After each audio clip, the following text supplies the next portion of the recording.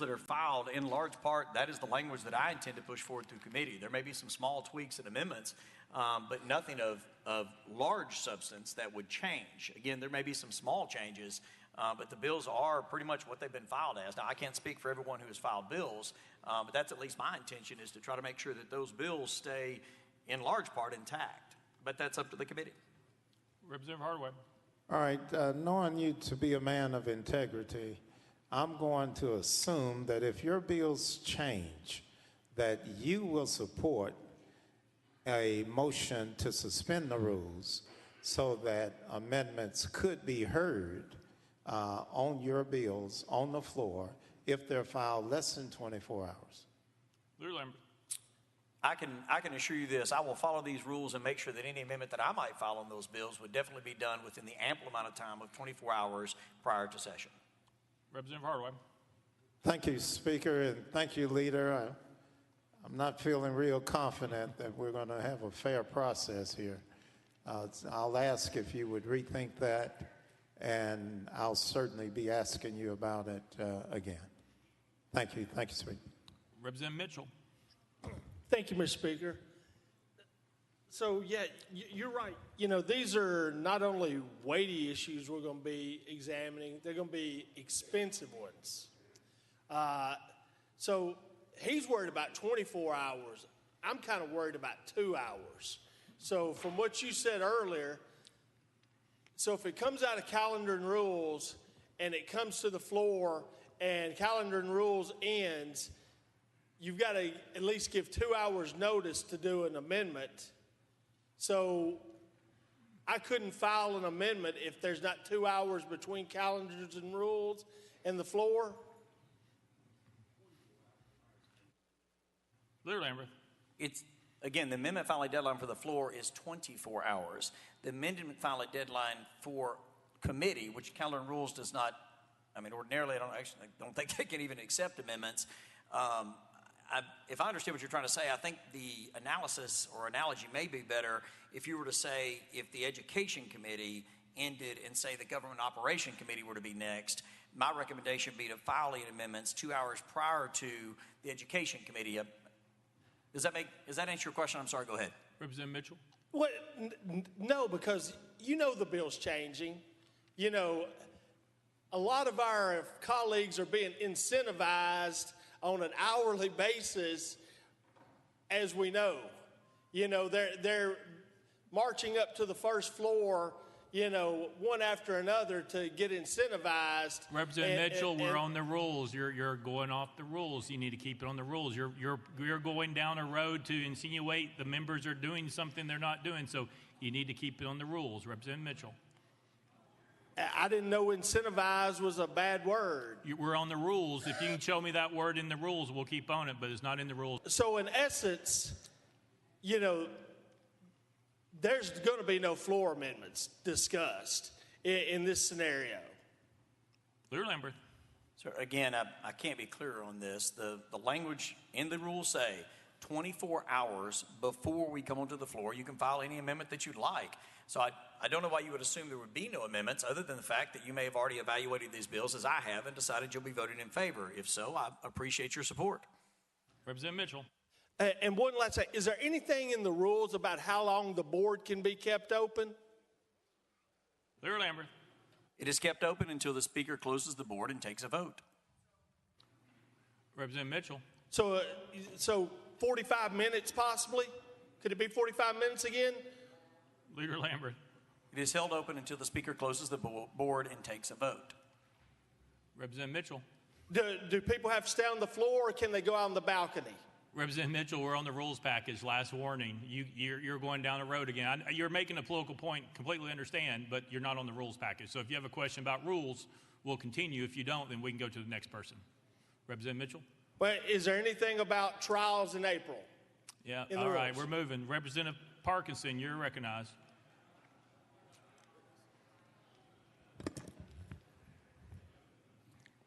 Thank you, Mr. Speaker.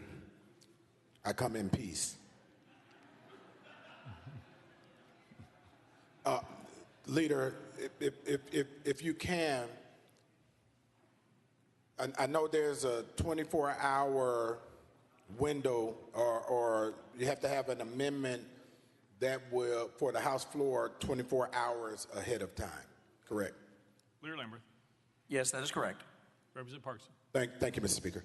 If that's the case, and let's say the bill is in Education Committee, same day, calendar and rules right behind that, and then to the floor right behind that, can you tell me how I can get an amendment for the version of that bill that came out of Education the same day, and then the calendar and rules right behind it, and then to the floor? Tell me how I do that. Leader Lamberth. Well, there's really two different ways. I mean, obviously, any member can file a bill of their own that if it's coming behind a bill that's already passed, it changes that bill. I mean, the last that you've been down here a little bit longer than I have, and so, I mean, any bill that would pass after a bill that's already passed this floor takes precedent and potentially changes that depending upon how it's drafted. So obviously, within the call, you could file a bill on that subject. That is one way. The other way would be to file an amendment 24 hours before the floor session, which are already they're already online, and on the calendar is already out there. So you could file an amendment 24 hours prior to floor session. Representative Parkinson. Thank you, Mrs. Chair, and thank you, Leader. I think where the confusion is coming in, Leader, is when that bill, today is Tuesday. The bill is going to be heard in Education on Wednesday. So I would have to file an amendment in anticipation of what I'm predicting the version of that bill that will come out of Education, calendar rules, and then to the House floor in a matter of 2 hours, 3 hours. And so it makes it very difficult to file a proper amendment with the 24 hours unless you are a Swami and you can predict what that bill is going to look like when it comes out of calendar and rules. Is that making sense? Leader Lamberth. Mild clarification I would make is, yes, you would be able to do that, but today is Monday, so you have a little more time than what you gave yourself there. Representative Parkinson. Thank you, Mr. Chair. So I have a little more time to predict the future of what that bill is going to look like. Leader Lamberth. The bills have been filed. I mean, in large part, again, I can only speak for the ones that I have filed, minus some minor amendments. I mean, those bills are what's filed for consideration. This is a special session, so I anticipate for us to be here days or on these few 7 bills. And so, again, my intention on the ones I have filed, and I hope the other members would hope to do the same, is that most of what has been filed is what they intend to pass on the floor. Now, obviously, through the committee process, things can change, and there may be small tweaks, but hopefully there would not be significant changes to bills through that process. But that is somewhat up to the committees. But you would have to look at the structure of that bill, and if there's something you feel very passionate on in that base bill, go ahead and file an amendment 24 hours beforehand. Representative Parkinson. Thank you, Mr. Speaker. Thank you, Leader. Representative Powell. The board, but I'm hoping, since we have a new speaker now, that we will open the board and close the board as we normally do. I do, though, have a question that I'm getting from a lot of my constituents who want to be here, if at all possible, for what they consider to be an extremely important vote. So as far as it pertains to, I know the schedule could change, it's in flux, but there's now a ticketing process. How in the rules are we going to make it so the public can know when these votes are going to occur so that they can go about obtaining tickets or trying to be present to be in the gallery? Leader Lamberth. Again, the schedule is already online. And so, folks, anybody in Tennessee, anybody outside of Tennessee can get a ticket to the gallery and come here and view the discussions that we are having. The observation galleries are open. And so that ticket system is available online. It seems to have worked very smoothly thus far. And so calendar and rules sets when those bills are going to come to the floor. And then we just hear what the other comment was about. But I don't know if you recognize him, but it's the same speaker as the 113th that we have in the 114th. So, and it's relatively the same rules that we just passed a week ago. That answers your questions. Representative Powell. I guess I was referencing, I believe it was the 112th, maybe the 111th, when we had a different speaker who left the board open for a while. I know this speaker's been good about opening the board and closing the board, and we all hope that that will take place on all these votes that we're going to see.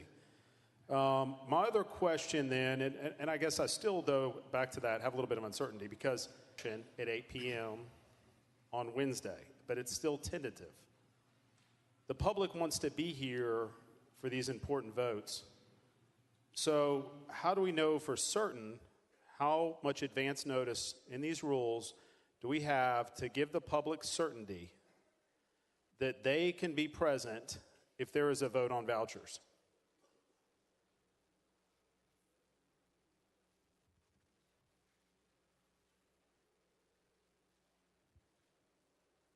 Lear Lambert.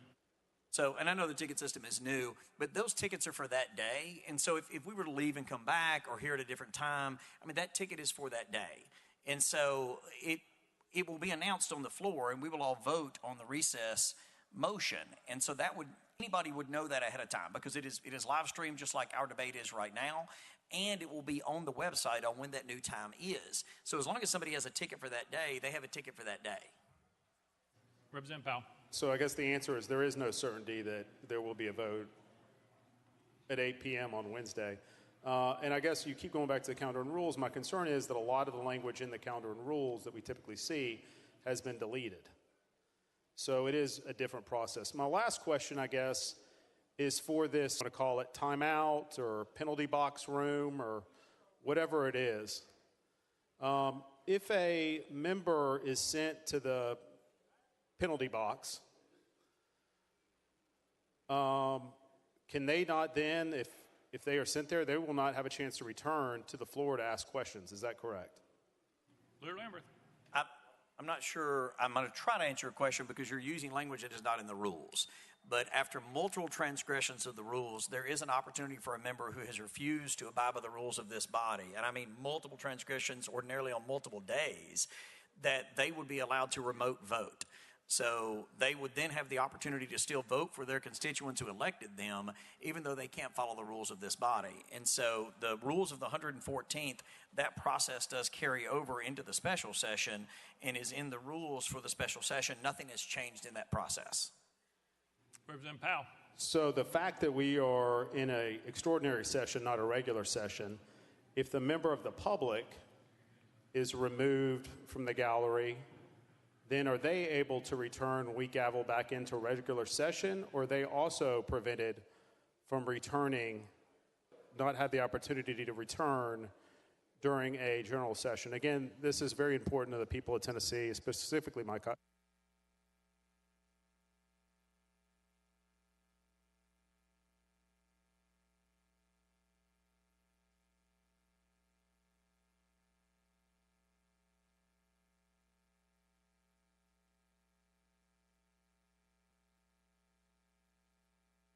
Lear Lambert.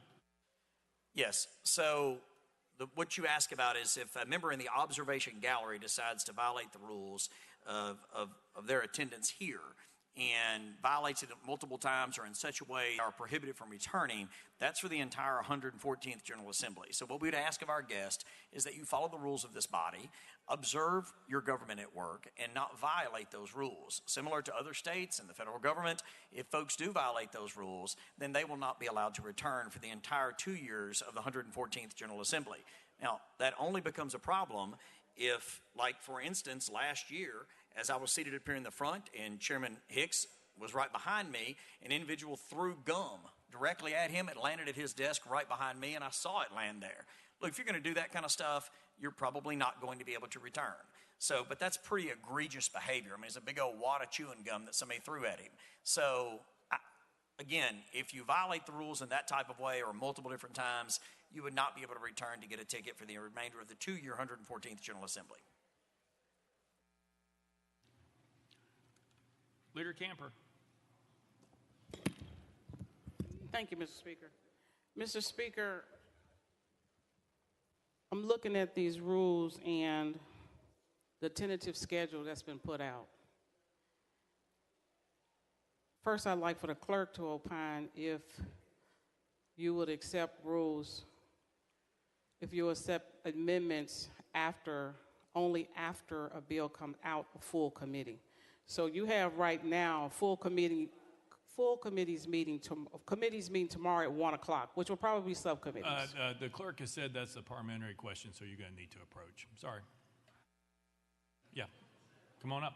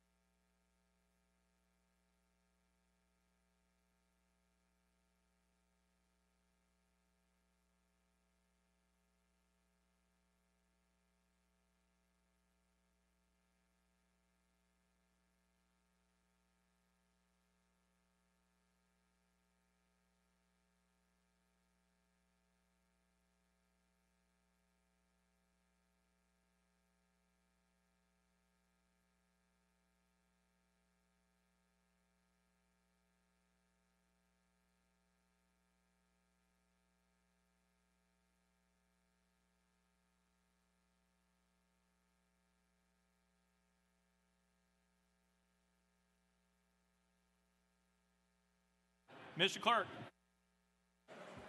Mr. Speaker, the parliamentary inquiry was, at what point will the clerk's office accept an amendment for the floor? And that is after the bill has finished going through all full committees that it's assigned to.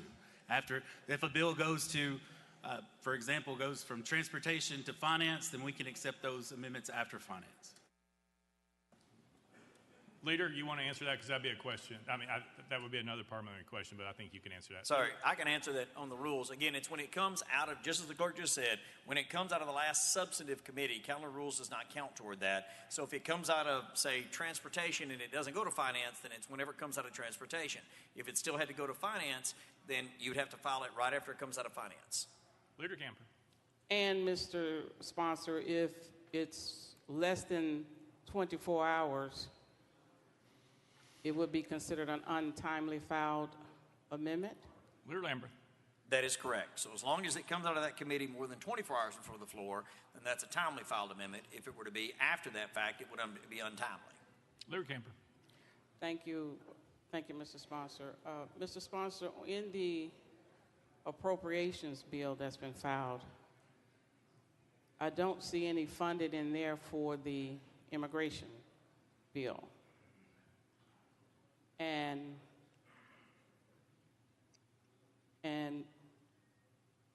when will I be able to file a timely file amendment after you hear that bill? And I want to make an amendment on immigration because it's not reflected. Everything else is in there. We don't know what it's going to look like. We don't know how much money it's going to cost. We have the fiscal note, but it could be more or less, and I might want to file an amendment to that. How would I do that? Timely, to get it. You Leader understand? Lambert. When it comes out of the last substantive committee, now I do anticipate on that bill, looking at the draft fiscal note, that it probably will have fiscal impact and thus will have to go to finance just like pretty much all the rest of the bills. So it looks like most of these are going to have to go to finance, but it will be dependent upon what the actual fiscal note says. But if there's any fiscal impact, it's got to go to finance. If there's no fiscal impact for one of these bills, then it's whenever and for instance, the committee structure in the rules is there are committees for disaster relief, education, finance, ways and means, government operations, immigration, and transportation. So there are 6 committees in essence that will be meeting over the next days or weeks during the special session.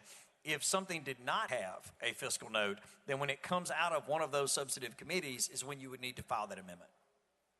Leader Camper. With respect to the appropriations bill itself, because it'll be heard in finance very late after all the other bills pass and all of the other small bills come through fiscal, come through finance, then you're going to move the appropriate. Now does not reflect immigration. Leader Lambert. Timely. So whenever the appropriation bill will come out of finance is when any amendment on that would need to be filed in the exact same process as the rest of the bills. That will be the last substantive committee that bill would come out of. Leader Camper. Say that again. I'm sorry. Say it again. Leader Lambert.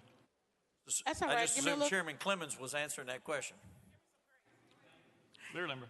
Again, the appropriations bill, the last substantive committee that it would come out of will be finance, and so the amendments can be filed after that bill comes out of finance, as long as it's more than 24 hours before we are on the floor in session for that particular bill.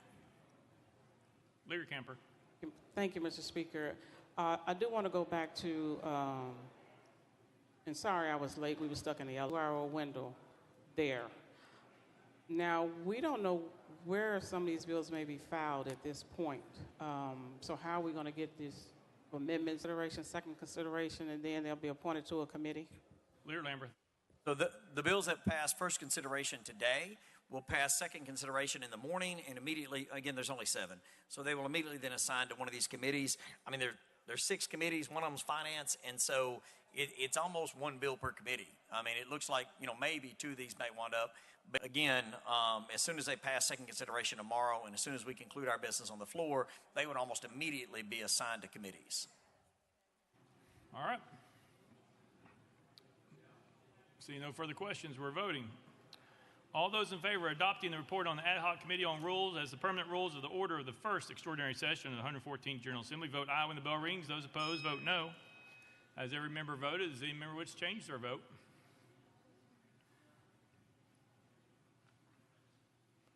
Mr. Clerk, vote. Ayes 71, 22 nays. The report of the ad hoc committee on rules is adopted. Next order, Mr. Clerk. Without objection, the motion for reconsider goes to the table. Mr. Clerk. Welcoming, honoring, and announcements. Introduction of resolutions. Lear Lambert, you're recognized. Thank you, Mr. Speaker. Move that all resolutions properly filed be introduced pursuant to Rule number 17 and placed on the consent calendar or held at the desk pending the appointment of the appropriate standing committee. Without objection, so ordered. Next order, Mr. Clerk. Senate Joint Resolutions congratulatory memorializing. Lear Lambert, you're recognized. Thank you, Mr. Speaker. Move that all Senate joint resolutions congratulatory memorializing and line on the desk be placed on the consent calendar pursuant to Rule number 17. Without objection, so ordered. Next order, Mr. Clerk. Resolutions lying over. Lear Lambert, you're recognized. Thank you, Mr. Speaker. Move that all resolutions lying over be held on the desk pending the appointment of the appropriate standing committee. Without objection, so ordered. Next order, Mr. Clerk. Introduction of bills. Lear Lambert, you're recognized. Thank you, Mr. Speaker. Move that House Bills 1 through 7 be introduced and passed on first consideration. Without objection, so ordered. Next order, Mr. Clerk. Senate bills on first consideration, Senate bills on second consideration, House bills on second consideration, petitions and memorials, reports from standing committees, reports from select committees, calendars, unfinished business. Unfinished business. Any unfinished business? Seeing none. Next order, Mr. Clerk. Scheduling and procedural announcements. All right, Mr. Clerk, you go first. Mr. Speaker, the amendment filing deadline for committees will be 2 hours prior to the start of the committee. The deadline to request to testify will also be 2 hours prior to the start of committee. The committee schedule for tomorrow, 1 p.m., education in room 1 and disaster relief in room 3. That's 1 p.m. tomorrow. Immediately following education will be Government Operations Committee in room 1. At 4:30 p.m. tomorrow, finance in room 1 and transportation in room 3. That's both at 4:30. And then calendar and rules immediately following finance in room 1. Wednesday, the Immigration Committee, 8 a.m., room 1, with immediately following finance and calendar rules. Thank you, Mr. Clerk. Here's the committee announcements. Chairman Clemens, you're recognized. Thank you, Mr. Speaker. Did I hear you correctly that the Disaster Relief and Education Committee are the same committee? Mr. Clerk. Mr. Speaker, no, I apologize if that wasn't clear. They're two separate committees. They're meeting at the same time. Education at 1 p.m. in room 1 and disaster relief in room 3. Thank you. All right. Here's the special session committees. Committee on Disaster Relief. Chair, Hill. Vice Chair, Holsey. Members, Alexander, Al, Hurt, Jones of Unicoi, Keesley, McKenzie, Mitchell, Moon, Pearson, Powell, Renault, Russell, Scarborough, Stinnett, Towns, Travis, Warner. Education. Chair, Sapicki. Vice Chair, Slater. Members, Bolso, Camper, Carringer, Davis, Dixie, Eldridge, Gillespie, Hakeem, Haston, Hawk, Hicks of Washington, Johnson, Lafferty, Mayberry, Marsh, McCalman, Moody, Raper, Reeves, Salinas, Stevens, White. Finance. Hicks of Hawkins, Chair. Williams, Vice Chair. Members, Baum, Boyd, Butler, Capley, Chisholm, Clemens, Cochran, Crawford, Faison, Farmer, Freeman, Gant, Garrett, Glenn, Hill, Holsey, Lambert, Love, Martin of Carroll, Parkinson, Rudd, Todd, Vaughn, Zachary. Government Operations, Chair, Lafferty, Vice Chair, Reedy. Members, Bricken, Brooks, Doggett, Fritz, Grills, Hardaway, Helton, Kumar, Leatherwood, Littleton, Lynn, Mayberry, Martin of Hamilton, Miller, Powers, Reeves, Rudder, Shaw, Sherrill, Sparks, Terry, Vital, Wright. Immigration, Chair, Todd, Vice Chair, Bolso. Members, Barrett, Brooks, Carringer, Darby, Dixie, Doggett, Eldridge, Fritz, Hakeem, Hurt, Johnson, Jones of Davison, Lynn, McKenzie, Reedy, Renault, Stevens, Warner, Zachary. Transportation, Chair, Howe, Vice Chair, Hawk. Members, Alexander, Atchley, Burkhart, Camper, Gillespie, Harris, Leatherwood, Marsh, Miller, Mitchell, Moon, Powers, Russell, Shaw, Sparks, Travis, Vital, White, and Wright.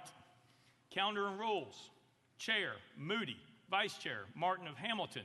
Members, Camper, Sapicki, Clemens, Faison, Garrett, Hicks of Washington, Hicks of Hawkins, Hill, Howell, Lafferty, Lambert, Marsh, Salinas, Sexton, Todd, and Towns.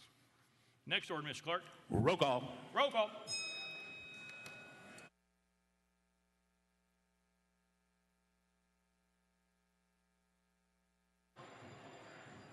Mr.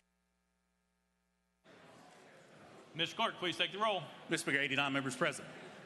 Next order, Mr. Clerk. That completes the regular order, Mr. Speaker. Leader Cochran, you're recognized.